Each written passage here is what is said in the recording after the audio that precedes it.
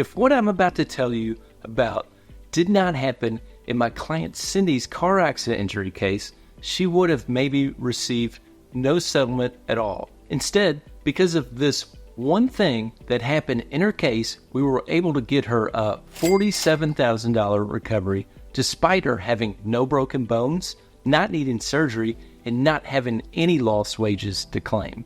So with that said, let me tell you the story of my past client, Cindy. Cindy was driving when, according to her, another driver swerved into her lane of travel and clipped her vehicle, causing her vehicle to spin out. She was transported from the scene of the accident to the hospital. Her primary complaints were neck and back pain. Shortly after the accident, Cindy called me and explained what happened. I signed her up as a client and immediately started investigating her car accident. Cindy went on to get physical therapy treatment for her injuries and ultimately stopped treating for her injuries after about 5 months. Her medical bills totaled a little under $14,000. None of that was going to matter though, because when I first contacted the other driver's insurance company, they advised that they were disputing liability. They claimed that Cindy came over into their insured driver's lane of travel to cause the accident. If the insurance company was going to completely deny liability, it meant that Cindy would potentially get no money at all for her case. I knew I had to do something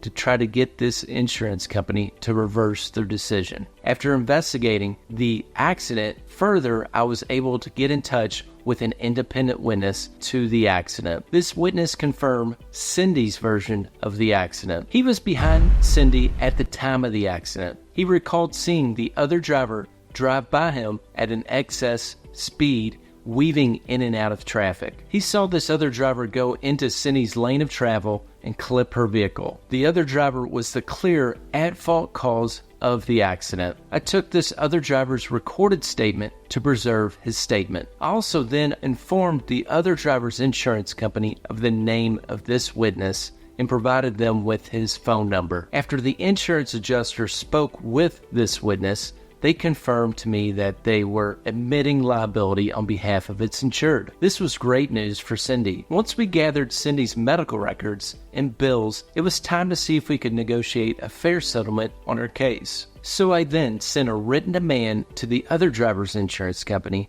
demanding that they pay out its insured's policy limits to resolve Cindy's claim. After that, I was eventually able to get the other driver's insurance company to agree to pay out the policy limits of $25,000, which is the minimum amount required by law in Kentucky, the state I practice law in. But we were not done yet.